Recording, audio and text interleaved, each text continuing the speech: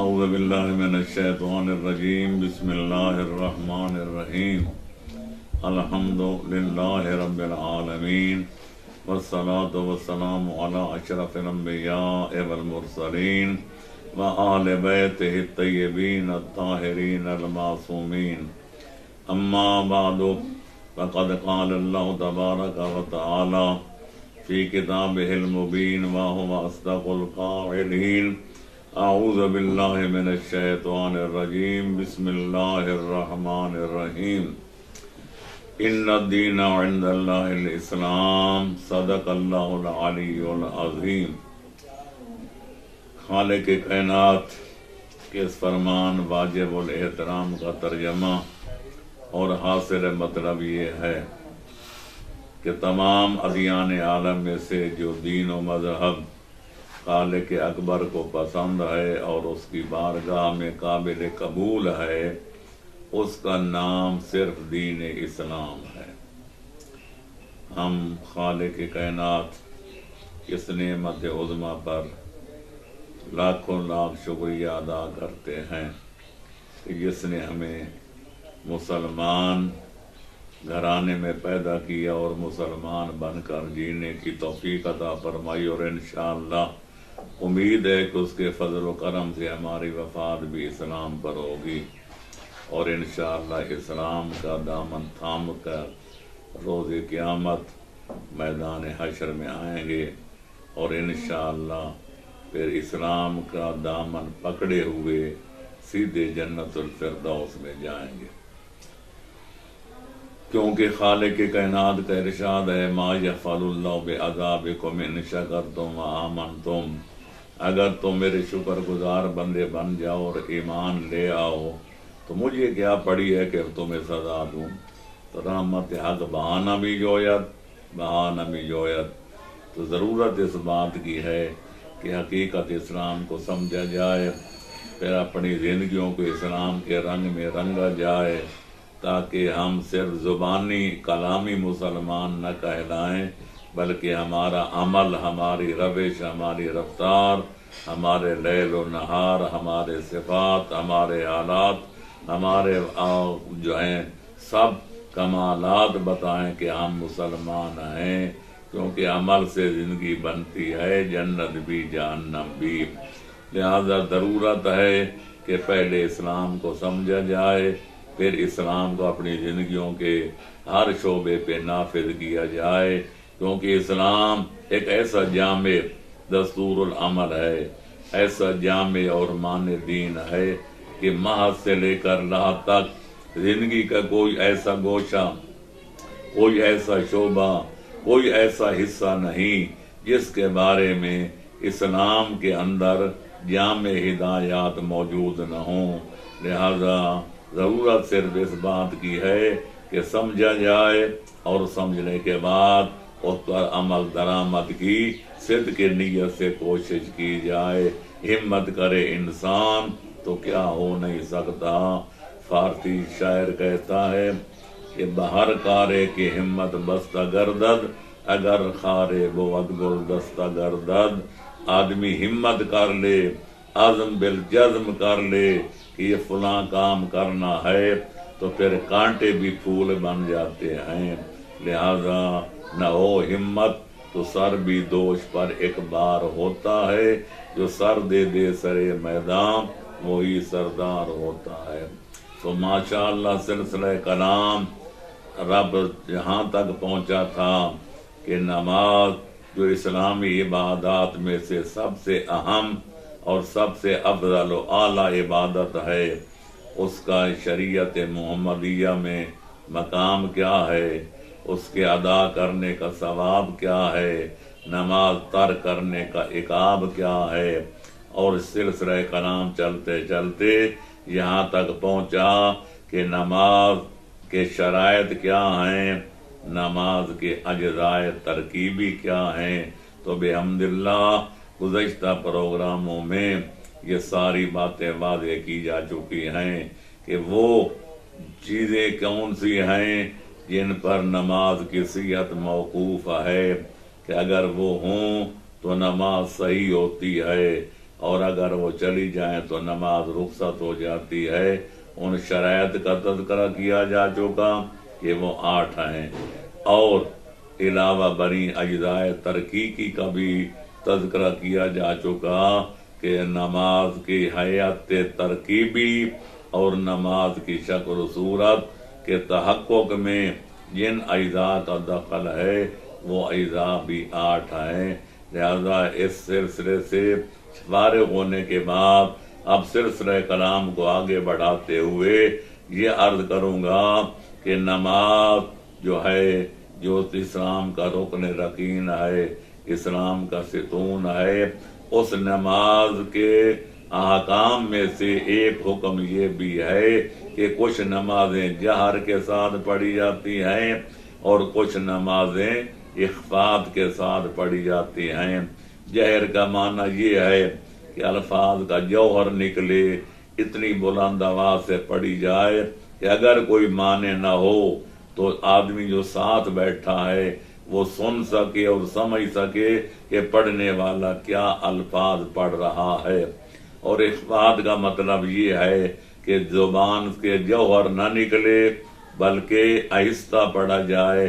آدمی خود سنے اگر کوئی معنی نہ ہو کہ وہ کیا پڑھ رہا ہے، لیکن پاس بیٹھا ہوا آدمی نہ سن سکے۔ تو لہذا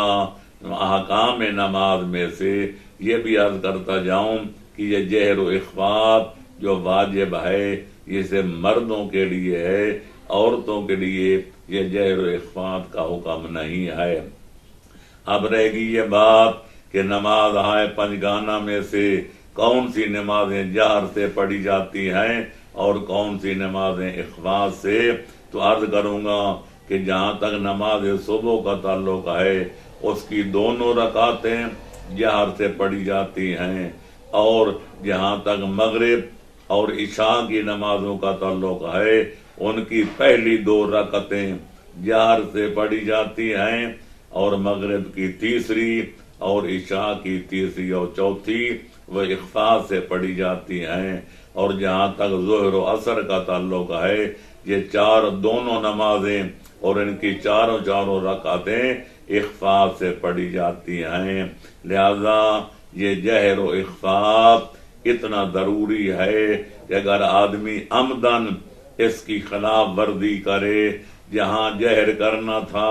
وہاں اخفاء کرے، جہاں اخفاء لازم تھا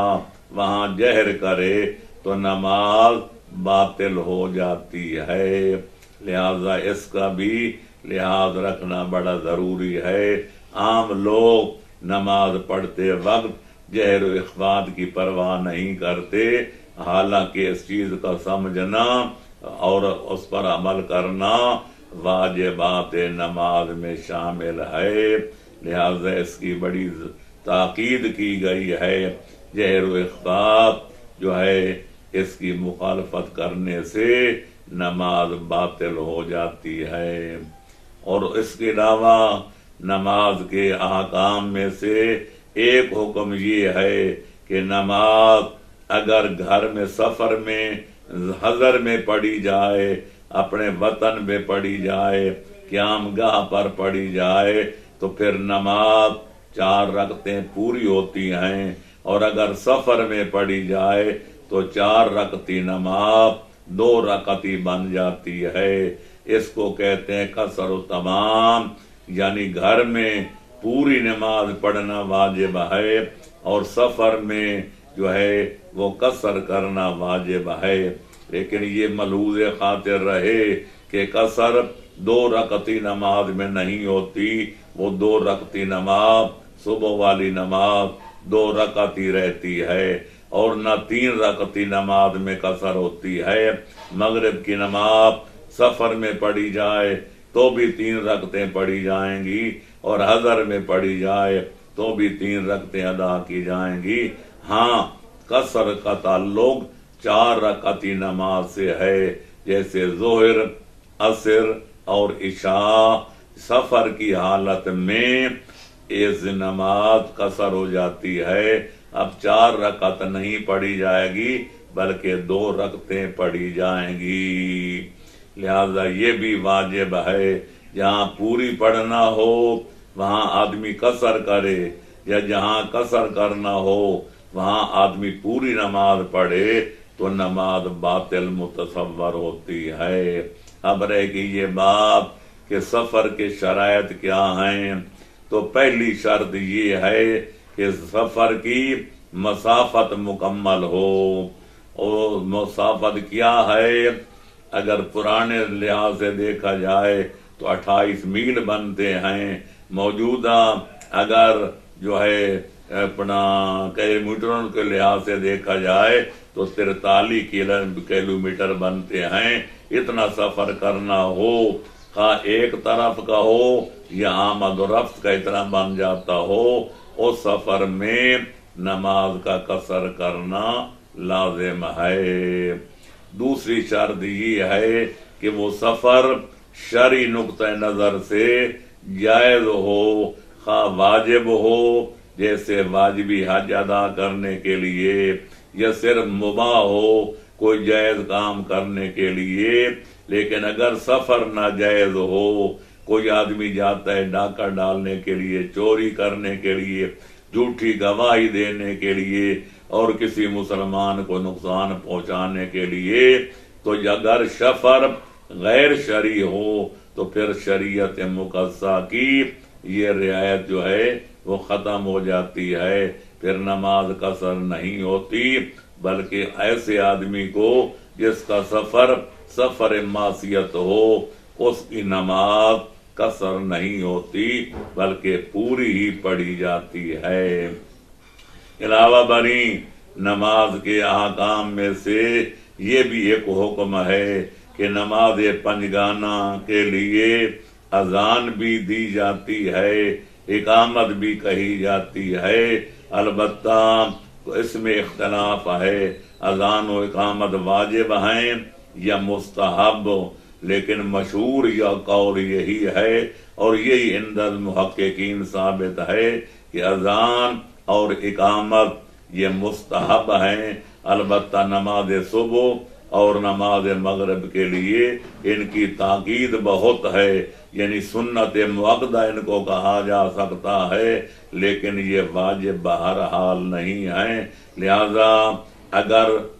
خدا نخواستہ کوئی آدمی نماز پڑھتا ہے لیکن اذان بھی نہیں کہتا، اقامت بھی نہیں کہتا، اس کی نماز کو باطل نہیں کہیں گے، بلکہ زیادہ سے زیادہ اتنا کہیں گے اس نے ایک سنت مؤکدہ ترک کی ہے، لیکن سنت کے ترک کرنے سے نماز باطل نہیں ہوتی۔ لہذا اذان کہنا اور اقامت کہنا یہ مستحب مؤکد ہیں، بہت بڑا کار ثواب ہے، اور اس کے علاوہ ان کو ترک نہیں کرنا چاہیے۔ اذان کیا ہے؟ 18 فصول پہ مشتمل ہے، اس میں 4 دفعہ پہلے اللہ اکبر کہا جاتا ہے، اس کے بعد شہادت 2 دفعہ شہادت توحید دی جاتی ہے، پھر 2 دفعہ شہادت رسالت، پھر 2 دفعہ حی علی الصلاۃ، 2 دفعہ حی علی الفلاح، 2 دفعہ حی علی خیر العمل، پھر 2 دفعہ اللہ اکبر، پھر 2 دفعہ لا الہ الا اللہ، اور اقامت میں پہلے 4 کی بجائے 2 دفعہ اللہ اکبر کہی جاتی ہے، اور آخر میں 2 دفعہ لا الہ الا اللہ کی جگہ صرف 1 بار لا الہ الا اللہ کہا جاتا ہے۔ یہ ہے وہ اذان جو خالق اکبر نے مقرر فرمائی، جو پیغمبر اکرم سے لے کر مہدی دوران تک شہادہ معصومین نے دی اور دلوائی، اور یہی وہ اذان ہے جو پیغمبر اسلام صلی اللہ علیہ وآلہ وسلم کا مؤذن جناب بلال حبشی رضی اللہ تعالی عنہ دیا کرتے تھے۔ بہرحال اس سے زیادہ تفصیلات میں جانا مقصود نہیں، تاکہ خیال خاطر احباب چاہیے ہر دم انیس ٹھیس نہ لگ جائے آبگینوں کو۔ یہ حقیقت بہرحال تلخ ہے، اور حقیقت ہمیشہ تلخ ہوا کرتی ہے کہ آج تقریباً عالم اسلام میں کسی جگہ بھی وہ اذان نہیں کہی دی جاتی جو پیغمبر اکرم کے دور میں دی جاتی تھی۔ کچھ لوگوں نے کچھ کلمات بڑھا دیے، کچھ کلمات گھٹا دیے، تو بہرحال ہمیں شریعت مقدسہ کے معاملات میں، واجبات میں، محرمات میں، مستحبات میں،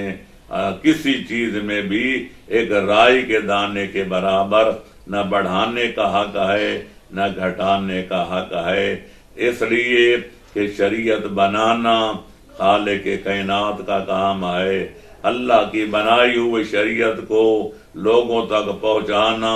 یہ نبی اور رسول کا کام ہے۔ جب نبی اور رسول اپنا فرض ادا کر کے دنیا سے چلے جائیں تو ان کی مسند کا وارث ہوگا، اس کو آگے پھیلانا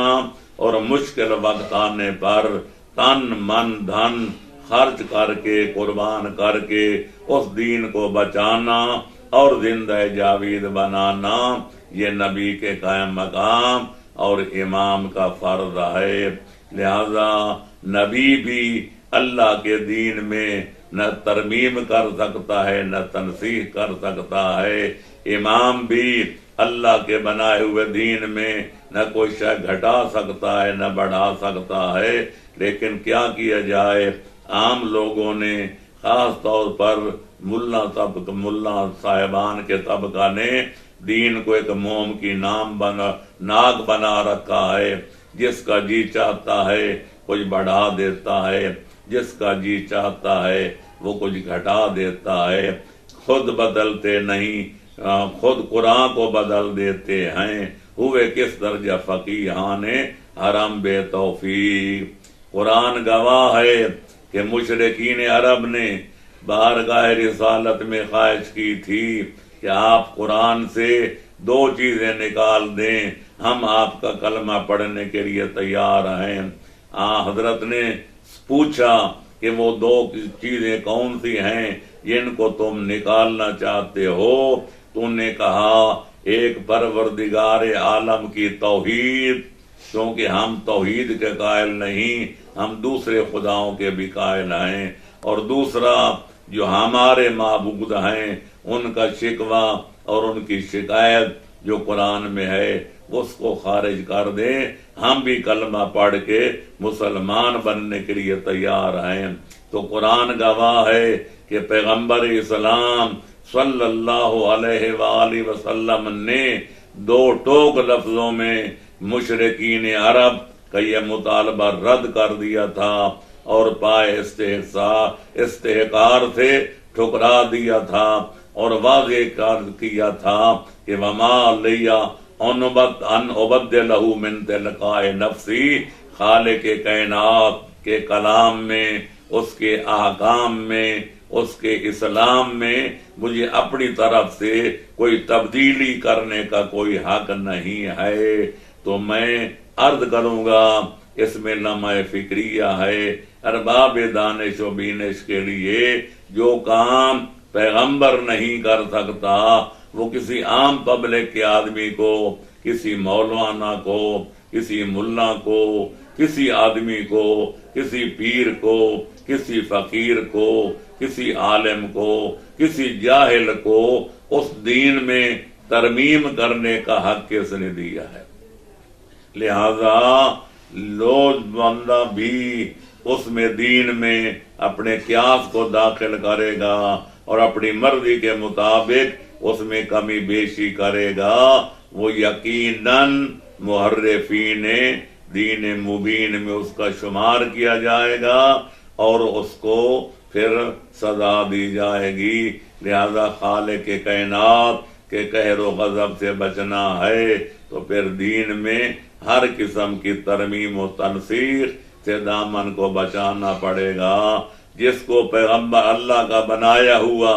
اور پیغمبر اسلام کا لایا ہوا حیدر قرار اور مخلص صحابہ اخیار کا پھیلایا ہوا اور جناب سید الشہداء حسین ابن علی کا بچایا ہوا دین قبول نہیں ہے تو کوئی مجبوری نہیں، وہ دین کو چھوڑ سکتا ہے، کوئی اور دین اختیار کر سکتا ہے، پر اسلام کے اندر رہتے ہوئے اسلام میں کسی قسم کی کمی بیشی کرنے کا اسے کوئی اختیار نہیں ہے۔ تو بہرحال یہ ہیں اذان و اقامت کے احکام۔ یہ سفر میں بھی سنت ہے، حضر میں بھی سنت ہے نہ، لیکن یہ اذان صرف نماز پنجگانہ کے لیے ہے اور اقامت یا نماز جمعہ کے لیے ہے۔ باقی کسی نماز فریضہ ہو یا غیر فریضہ، اس کے لیے نہ اذان کہی جاتی ہے اور نہ اقامت کہی جاتی ہے۔ ان دونوں کا تعلق نماز پنجگانہ کے ساتھ ہے، لہذا یہ سنت بھی ترک نہیں کرنی چاہیے۔ اب آئیں ذرا آگے بڑھیں کہ اب وہ چیزیں کون سی ہیں کہ اگر نماز میں ان کا ارتکاب کیا جائے تو اس سے نماز باطل ہو جاتی ہے۔ ان کو منافیات نماز بھی کہا جاتا ہے، ان کو ممانے نماز بھی کہا جاتا ہے، یعنی یہ وہ چیزیں ہیں جو نماز کے ساتھ منافات رکھتی ہیں۔ نماز کی قبولیت اور نماز کی صحت سے مانے ہیں، وہ چند چیزیں ہیں، ان سے دامن کا بچانا یہ بھی واجب اور لازم ہے۔ سب سے پہلی چیز جو منافی نماز سمجھی جاتی ہے اور اس کے ارتکاب سے نماز باطل ہو جاتی ہے، وہ ہے حدث۔ حدث یعنی وہ چیز جو موجب وضو ہو یا موجب غسل ہو، اگر اس کا صدور ہو جائے، آدمی سے ریح خارج ہو جائے، پیشاب کا کوئی قطرہ نکل جائے یا مادہ منویہ خارج ہو جائے یا آدمی سو جائے، الغرض وہ اسباب جن کی وجہ سے وضو کرنا واجب ہوتا ہے یا غسل کرنا، ان احداث میں سے کوئی حدث حالت نماز میں سرد حد ہو جائے تو نماز باطل ہو جاتی ہے۔ پھر اس کا اعادہ کیا جائے گا، اس کو دوبارہ پڑھنا پڑے گا۔ دوسری بات، جس سے نماز باطل ہو جاتی ہے اور وہ منافی نماز ہے، وہ ہے حالت نماز میں کلام کرنا، کیونکہ تکبیرۃ الاحرام کا مطلب یہ ہے، یہ وہ تکبیر ہے کہ جس کے بعد بعض حلال چیزیں بھی حرام ہو جاتی ہیں، تو من جملہ ان چیزوں کے جن کا ارتکاب حالت نماز میں کرنا حرام ہے وہ کلام کرنا ہے۔ لہذا آدمی نماز پڑھ رہا ہو تو کسی بندے سے کوئی کلام کرنے لگ جائے تو کلام کرنے سے نظام صلاۃ مختل ہو جاتا ہے، اس میں خلل پڑ جاتا ہے اور نماز باطل ہو جاتی ہے۔ یہ دوسرا منافی نماز ہے اور مانع از نماز ہے۔ اور تیسرا منافی وہ ہے نماز کی حالت میں کہہ کا لگانا، کسی دینی یا دنیاوی معاملے پر آدمی کے کانوں میں آواز پڑے تو کہہ کا لگا کر ہنسے، اس سے بھی نماز باطل ہو جاتی ہے۔ لہذا اگر صرف مسکراہٹ کی حد تک اگر لبوں پر مسکراہٹ پھیل جائے اس سے نماز باطل نہیں ہوتی، البتہ کہہ کا لگانے سے نماز باطل ہو جاتی ہے۔ لہذا نمازی کے لیے واجب ہے کہ نماز کی حالت میں کسی بات پر کہہ کا لگانے سے، کہہ کا لگا کر ہنسنے سے اجتناب کی کرے، کیونکہ کہہ کا لگانے سے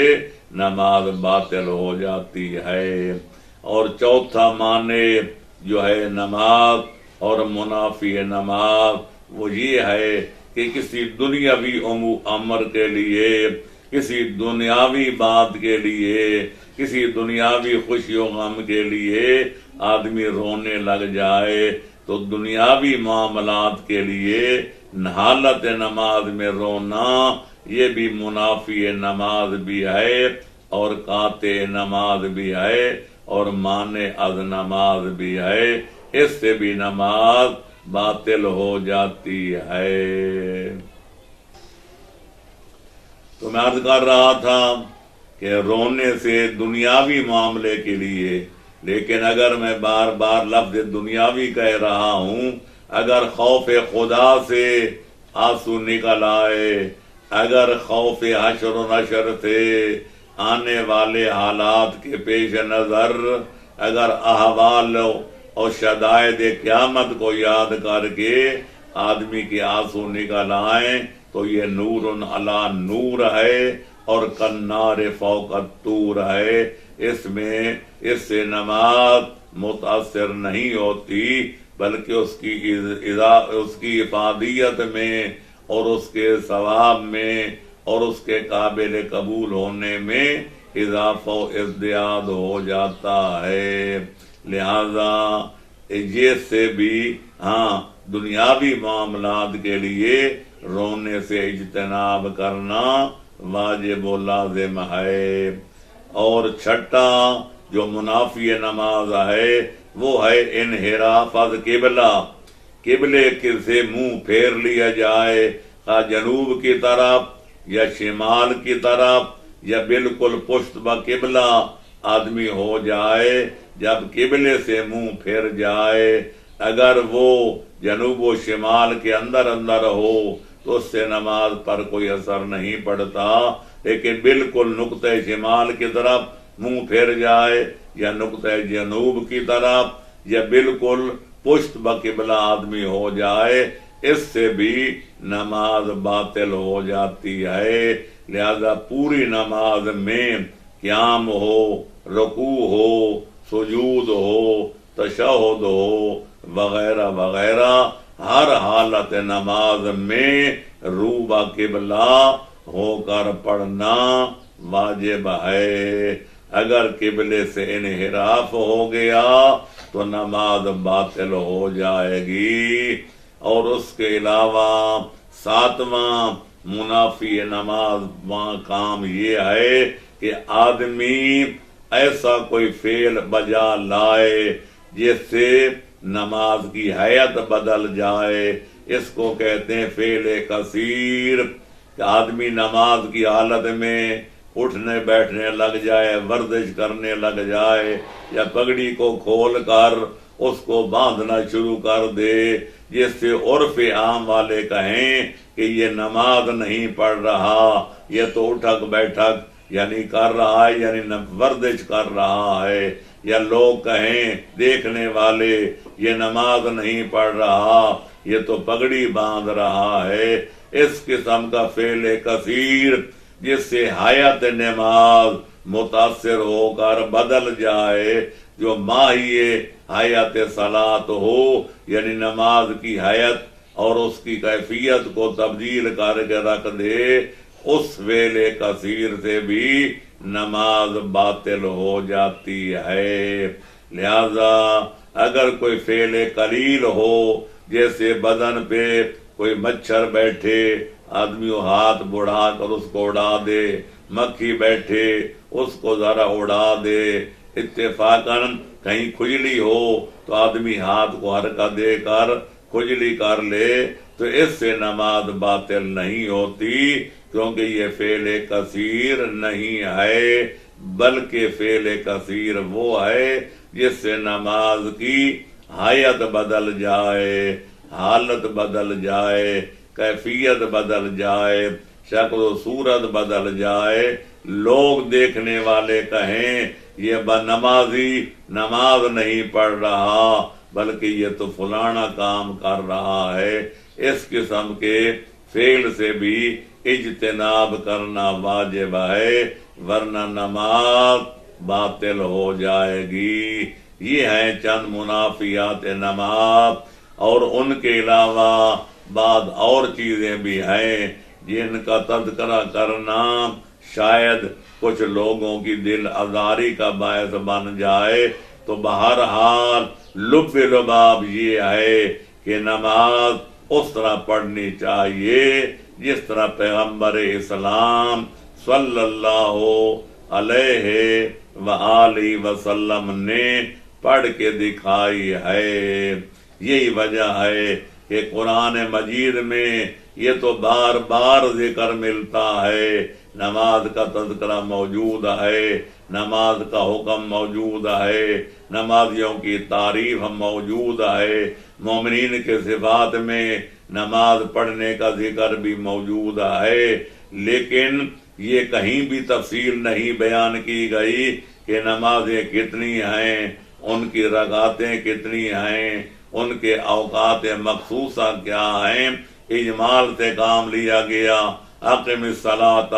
لدلوک الشمس الی غسق اللیل وقرآن الفجر ان قرآن الفجر کان مشہودا، کہ نماز قائم کرو سورج کے ڈھلنے سے لے کر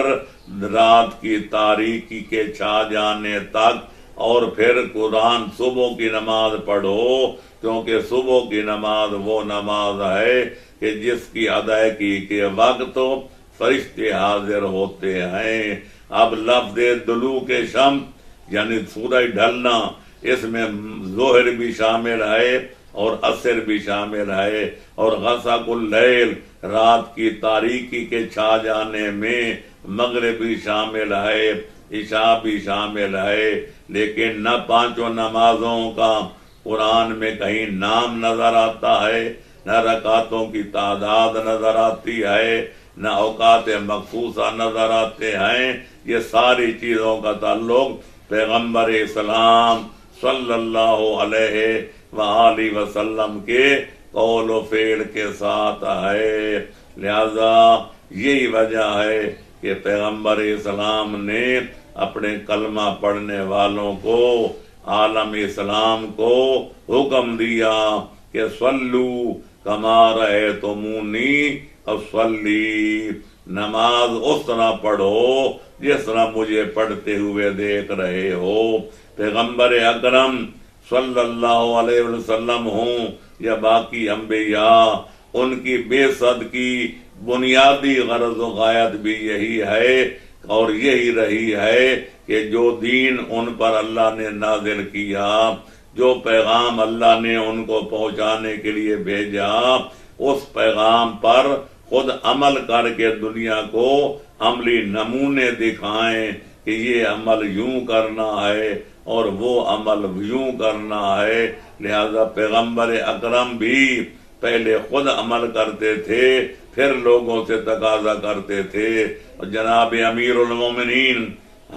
جناب امام المتقین علی ابن ابی طالب علیہ افضل التحیت و تسلیم فرمایا کرتے تھے، ما امرتم الا بعد الاعتمار وما نہیتم الا بعد التناہی۔ او ایمان کے دعوے دارو، میں جب تمہیں کسی بات کو حکم دیتا ہوں تو پہلے خود اس پر عمل کرتا ہوں، پھر تمہیں عمل کرنے کا حکم دیتا ہوں، اور جب میں تمہیں کسی برے کام سے روکتا ہوں تو پہلے اپنے دامن کو بچاتا ہوں، پھر تمہیں بچانے کا حکم دیتا ہوں۔ وما امرتم الا بعد الاعتمار وما نہیتم الا بعد التناہی۔ اسے کہتے ہیں عالم با عمل، کہ جو دوسروں سے کہا جائے پہلے اس پر عمل بھی کیا جائے، جس بات سے لوگوں کو روکا جائے اس سے اپنے دامن کو بھی بچایا جائے۔ اس لیے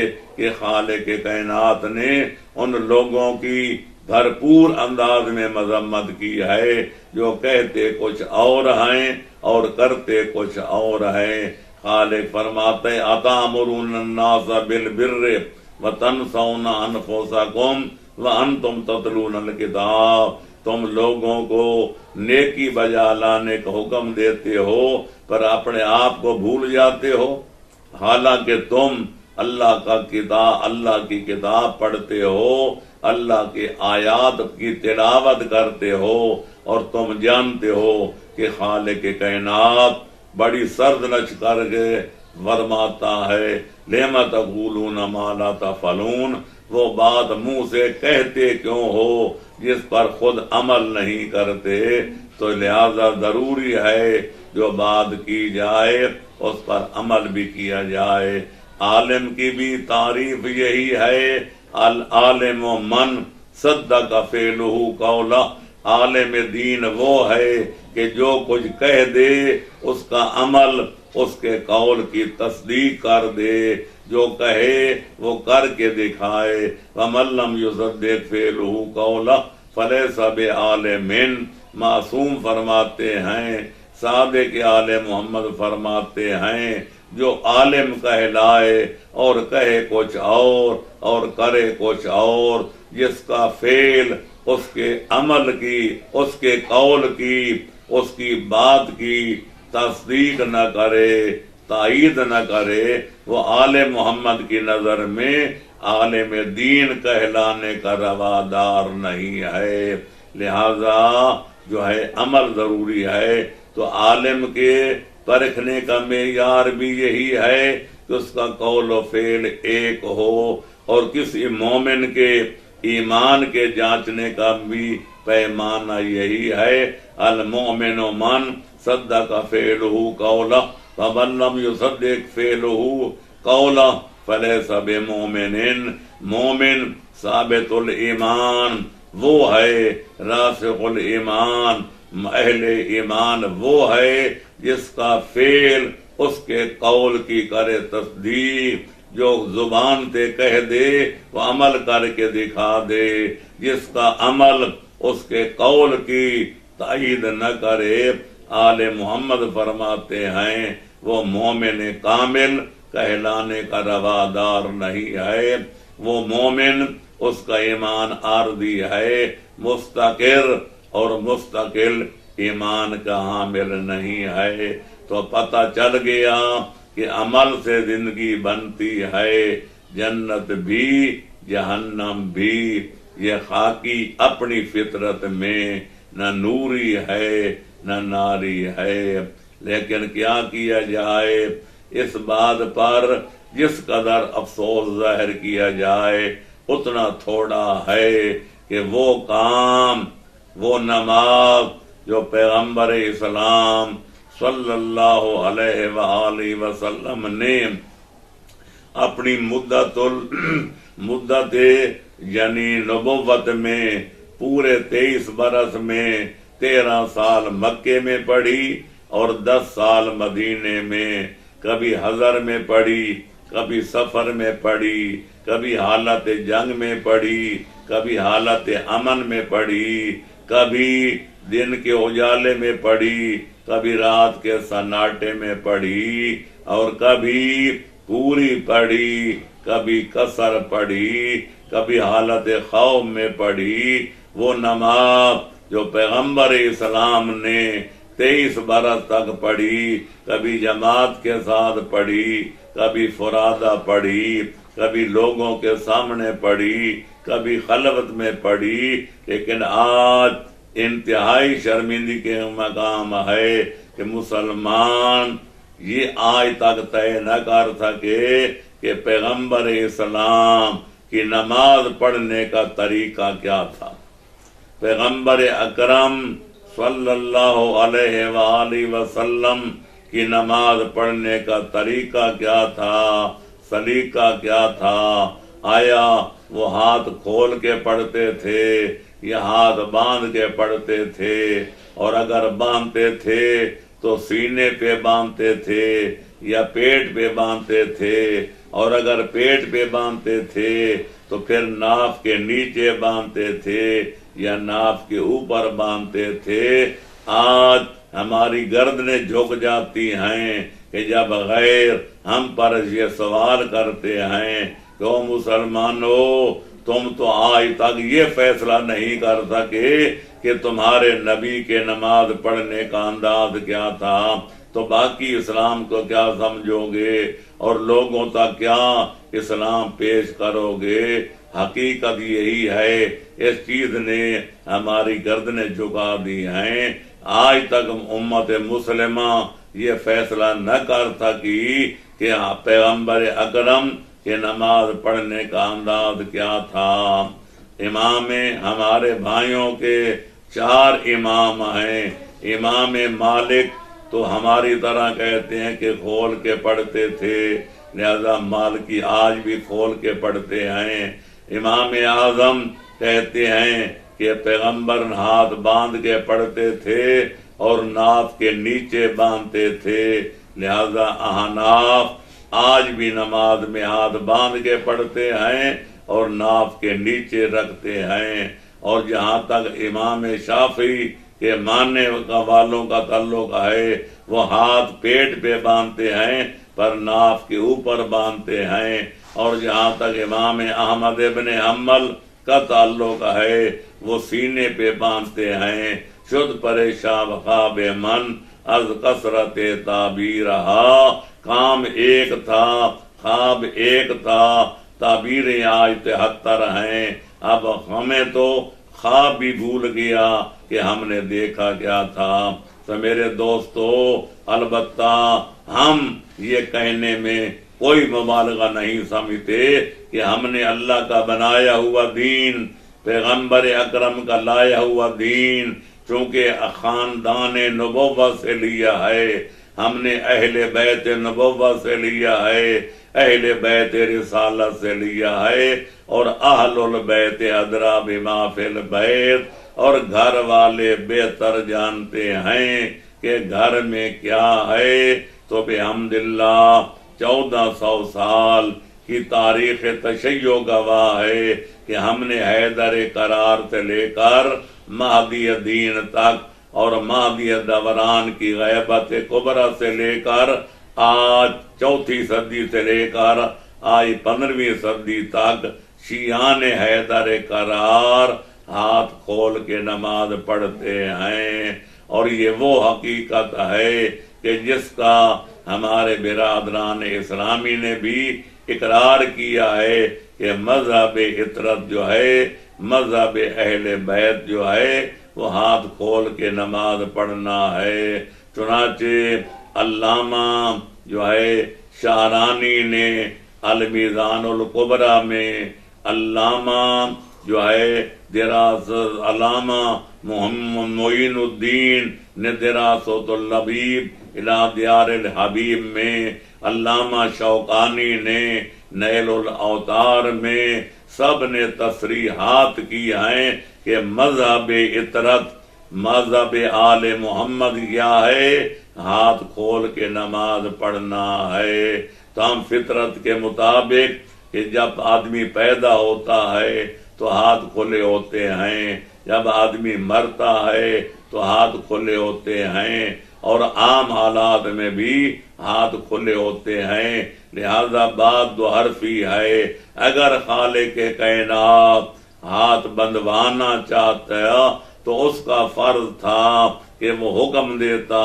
کہ جب میری سرکار میں آؤ تو ہاتھ باندھ کے آؤ، لیکن اللہ کا حکم نہ دینا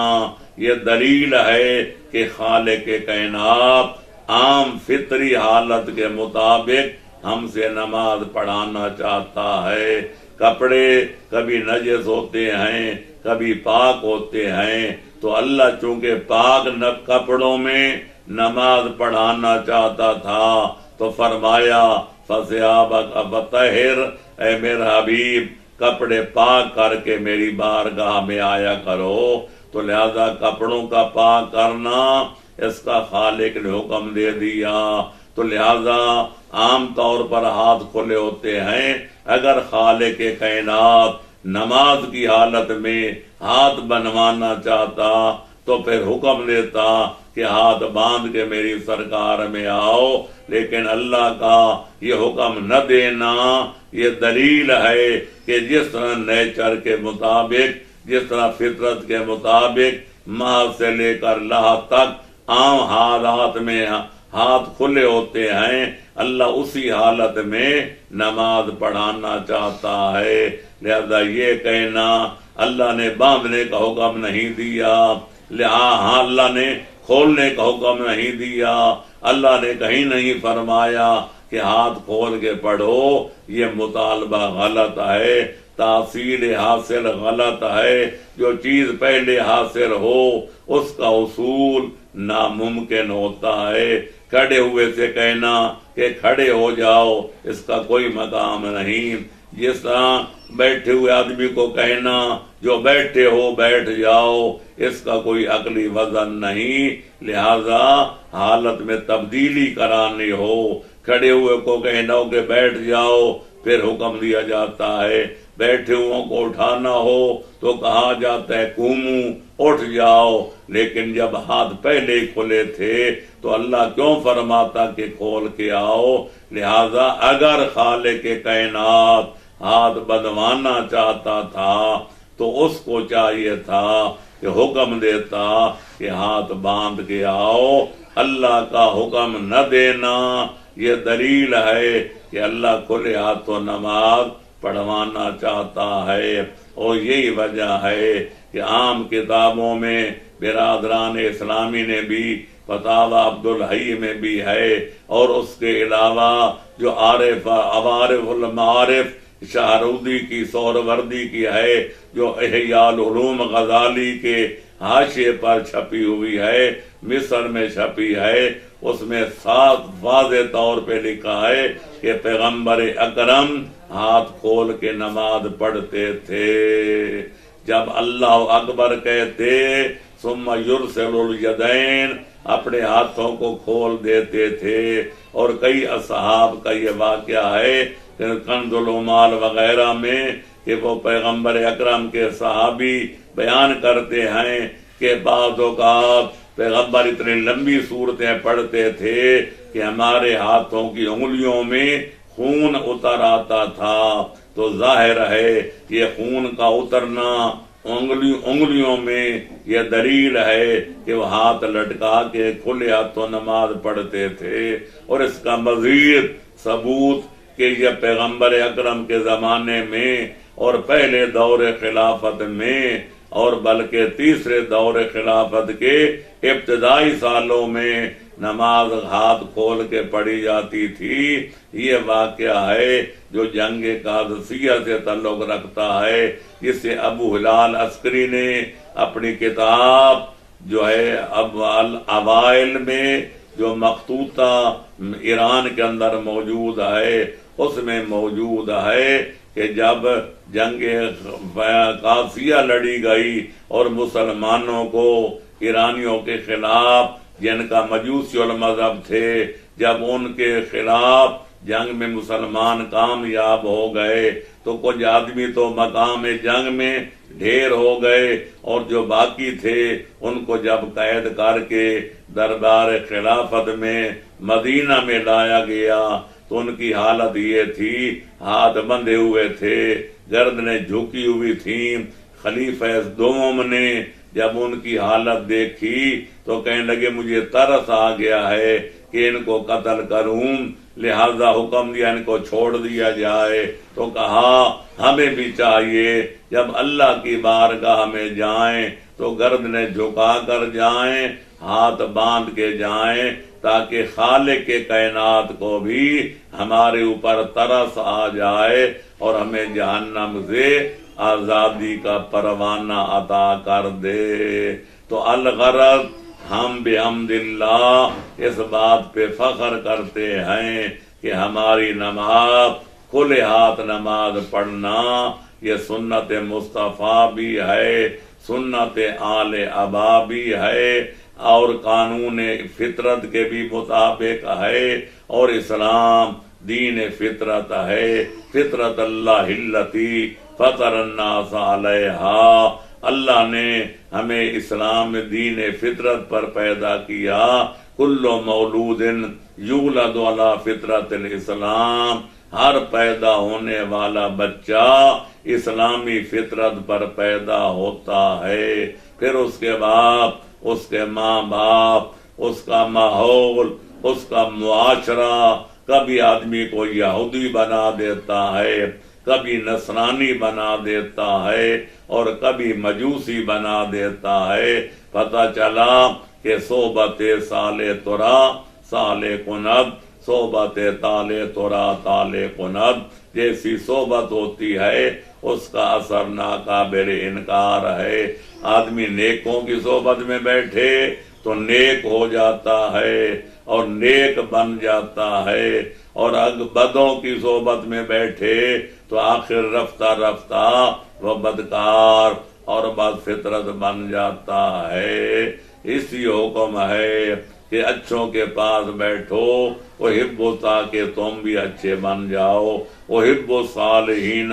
ولست منہم لعل اللہ یرزقنی الصلاح، میں نیکوں سے محبت کرتا ہوں اگرچہ میں خود نیک نہیں ہوں، تو مجھے امید ہے کہ نیکوں سے میں جو محبت کرتا ہوں اس محبت کے صدقے میں، اس کی برکت میں خالق کائنات مجھے بھی نیکوکار بنا دے گا۔